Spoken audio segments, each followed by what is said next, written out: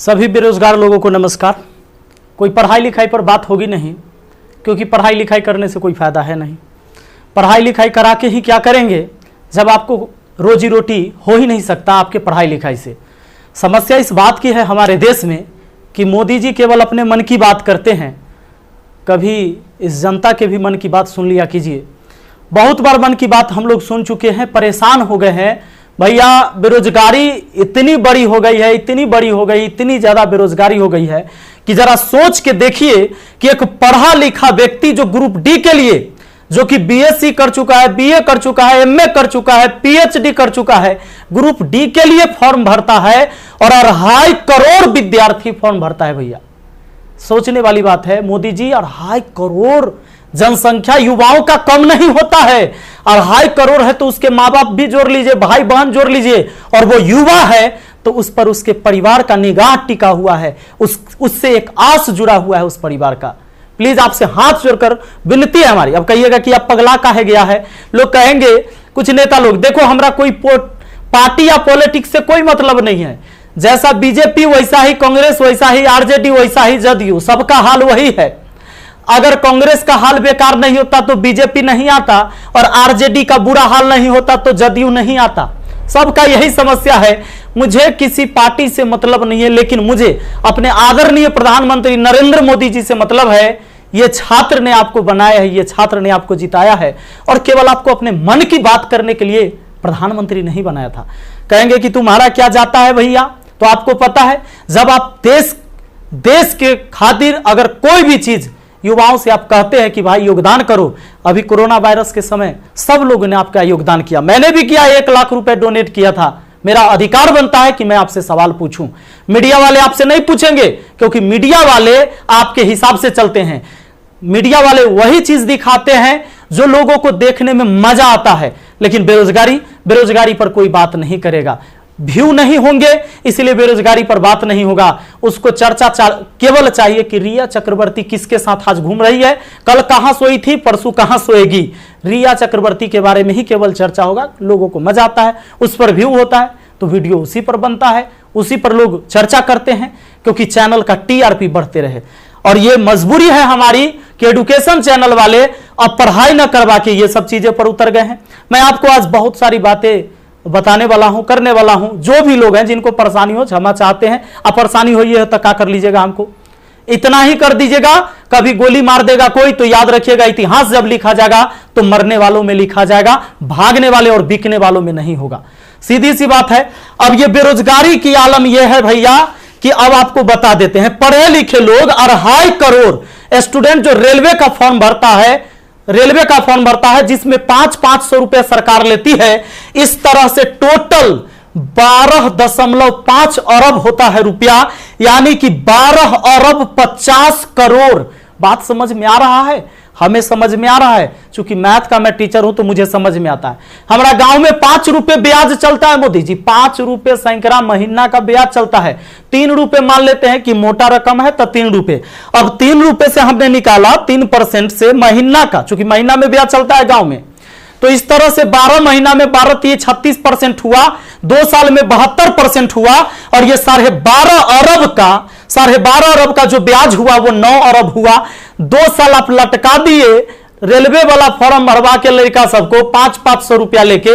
अब आप कहिएगा कि एग्जाम के बाद तो हम पैसा लौटा देते हैं, लेकिन बात यहां यह है कि पैसा तो आप लौटा दीजिएगा, 100 रुपया रख लीजिएगा, 400 लौटा दीजिएगा, लेकिन 2 साल में आपने बिजनेस कर लिया है 9 अरब का।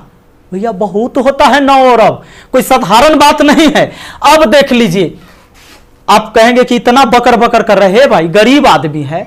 जब मेरे अकाउंट में केवल 1,23,000 रुपया था ना, तो 1 लाख रुपए हम पीएम केयर फंड में दिए थे। काहे जानते हैं कि कोरोना से लड़ाई लड़िएगा ना, तो कोरोना से लड़ाई लड़िएगा तो देश हित में ही पैसा जाएगा। इस पैसा से जब वैक्सीन बन के आएगा, या हमारे साइंटिस्ट लोग जब इस पर रिसर्च करेंगे वैक्सीन पर, तो खर्च लगेगा। तो आदमी किसके पास जो औकात था, 1 रुपया, 11 रुपया, 100 रुपया, 50 रुपया, 1 करोड़, 500 करोड़, 1000 करोड़ लोगों ने योगदान दिया, जिनसे जो हो सका। पूरा देश आपके साथ खड़ा था। आपके साथ खड़ा था। और याद रखिएगा कि यह युवा बेरोजगार रहेगा तो आपके विरुद्ध खड़ा होगा, भैया तख्ता पलट जाएगा। ये बात पक्का सुन लीजिए। कहा कि आज हम दिल से बात कर रहे, दिल से बात किए थे तब ना मदद किए थे। अब देख लीजिए 30 मार्च को मैंने योगदान दिया था 1 करोड़ रुपए। हमारा तब पागलपन चढ़ल था। हम तो अपन गलती का पश्चाताप जूता से मार के करते हैं, लेकिन याद रखिएगा कि जूता उस नेता को भी पड़ेगा जो वोट मांगने आएगा हमारे यहां। याद रखिएगा, ये पूरा देश में अब बवाल होने वाला है। अगर सही टाइम से एग्जाम नहीं लीजिएगा, युवाओं को रोजगार नहीं मिलेगा, तब आपके मन की बात नहीं होगी। हमेशा ये जनता के भी मन की बात होनी चाहिए। यहां पर आपको पता चले तो जिन लोगों को बुरा लगता होगा सर्च कर लीजिएगा। प्रधानमंत्री राहत कोष में 1 लाख रुपए का योगदान दिया। मैथ मस्ती लिखिएगा, ये लाइन लिखिएगा, मैथ मस्ती लिखिएगा, जरूर आ जाएगा, आपको पता चल जाएगा। हमारा घर भी करकट का है और फिर भी अकाउंट में 1,23,000 था, 1 लाख रुपया डोनेट किए थे ताकि हमारे देश में खुशहाली आए और इस कोरोना वायरस से हमारा देश लड़े। ए भाई, वो बच्चा के पैसा दिया हुआ है, जो हम पढ़ाते हैं ना, वो वीडियो देखता है ना, वो व्यू होता है, उसे पैसा आता है, वो पैसा हम आपको दिए थे। पाप लगेगा ना, तो तनी ध्यान दीजिए यहां पर। ये देखिए, कहते हैं कथी कि स्थानीय खिलौने बनाकर आत्मनिर्भर भारत बनाइए। खिलौना तो हम बनल है, जैसे मन होता है आप खेल रहे हैं, जो आप कह रहे हैं लोग वही कर रहा है। अब हम कौन खिलौना बने? खिलौना तो जनता बन चुका है आप लोगों का। यह हमारे मोदी जी थे, ये हमारे नीतीश बाबू हैं। इनका चाल सुनिएगा, इनका चाल क्या है। अभी जब चुनाव आने वाला है तो बिहार पुलिस के बहाली निकाल देंगे। बिहार पुलिस के बहाली निकाल देंगे तो भारी संख्या में एग्जाम को करवा लेंगे, रिजल्ट नहीं देंगे। अब एग्जाम दे के लड़का फसल है कि अगर नीतीश जी नहीं आते हैं तो फिर आगे रिजल्ट नहीं आएगा, कोई ना कोई बवाल। चूंकि बिहार में कोई एग्जाम जो है ये ना है कि साफ सुथरा से हो। आप देख रहे हैं बिहार एसएससी का एग्जाम कितना साल में हुआ है। आदमी बूढ़ा गया, जवानी में दिया था एग्जाम और रिजल्ट आते थे बूढ़ा जाएगा। अब चूंकि बिहार में एग्जाम ऐसी होता है तो ये क्या होगा कि रिजल्ट होगा चुनाव के बाद मजबूरन फिर नीतीश कुमार जी को चुनेंगे। शिक्षक के बहाली आ जाएगा, बिहार पुलिस के बहाली आ जाएगा, सारे बहाली, दरोगा सब के बहाली आएगा। ये कब होगा? चुनाव के टाइम में भैया। तो नीतीश जी का जो ये था, इसमें इन्होंने कहा कि नल जल का रख रखाव करने के लिए वार्डों को 2-2 हजार रुपया मिलेगा। हे प्रभु, ये 2-2 हजार कहला दे रहे हैं, नल जल के दशा दिखा दें। 33,000 करोड़ 33,000 करोड़ रुपए आपने बिहार में नल जल पर खर्चा कर दिया। आज आपको असलियत हम दिखाते हैं, इस वीडियो में देखिएगा आप लोग जरूर।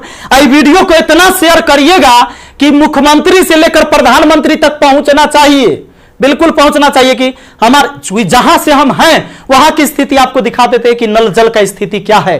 बेरोजगारी तो भैया आपने ऐसी पहुंचा दिया है यहां पर कि लोग अब कुछ करने लायक नहीं है।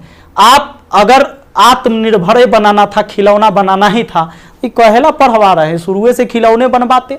कहेला 500 रुपया लेके फॉर्म भरवा लिए और 2 साल में 9 अरब आप ब्याज कमा लिए। प्रभु क्षमा कीजिए, प्रभु इस पर कोई उपाय कीजिए, वरना आपकी तख्ता पलट जाएगी। और सारे विद्यार्थी, जितने भी छात्र हैं, मैं आप सबसे अपील करता हूं, इस वीडियो को शेयर करिए, जितना ज्यादा शेयर हो। और सारे एजुकेशन चैनल वाले जितने भी है, चूंकि आपके मीडिया नहीं दिखाएगा, विद्यार्थी का दर्द कोई नहीं समझ पा रहा है, वो वही चीज दिखाएगा जो सरकार चाहती है। हमारे सारे भाई बंधु जितने भी वाईफाई स्टडी एग्जामपुर है, अभिनव शर्मा है, राकेश यादव सर है, जितने भी लोग हैं जो भी वीडियो बना रहे हैं बहुत अच्छा कर रहे हैं, सभी को हाथ जोड़कर तहे दिल से मैं धन्यवाद देना चाहूंगा। क्योंकि ये विद्यार्थी जो बेरोजगार है ना, उसी के वजह से हमारा रोजगार है, यही बात सच्चाई है। और इसीलिए हम इनके लिए लड़ेंगे, चाहे जो हो जाए। धरना प्रदर्शन होगा, पूरे देश में धरना प्रदर्शन होगा। और जहां ये 2.5 करोड़ विद्यार्थी सड़क पर उतर गया तो सुन लीजिए, ये बिहार से लेकर दिल्ली तक हिलेगा, ये बात निश्चित है। एक साथ हम हैं, सबके साथ हैं। सारे छात्र आंदोलन करने के लिए तैयार रहिए। एसएससी टाइम से एग्जाम नहीं लेती है।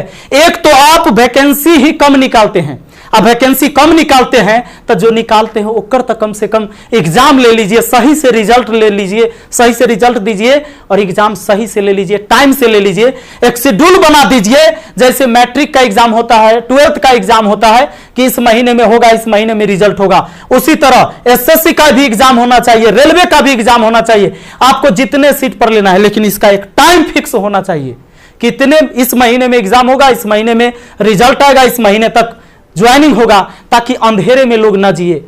हे प्रभु, ये पाप लगेगा अगर इस युवाओं के साथ गरीब के बच्चा ना जनरल कंपटीशन के तैयारी करता है, आर्मी के तैयारी करता है, गरीब के बच्चा जाता है। कम से कम एकरा साथ इतना अन्याय ना कीजिए। ये पाप का घड़ा भर चुका है। मैंने अपने सर पर जूता मारा है। अगर वोट मांगने मेरे एरिया में आइएगा, हम जूता मारेंगे आप लोग को, ये बात पक्का कह देते हैं। आई वीडियो शेयर होना चाहिए। आप सबको इस बात के लिए मैं कहना चाहूंगा कि आप शेयर करिए, इस वीडियो को पहुंचाइए, जहां तक हो सके इसको पहुंचना चाहिए। और हर व्यक्ति आपसे हाथ जोड़कर विनती है कि हल्ला बोल ये नारा लगाइए और सब लोग पहुंचाइए, सब लोग वीडियो बनाइए, जितने भी एजुकेशन से जुड़े हुए हैं।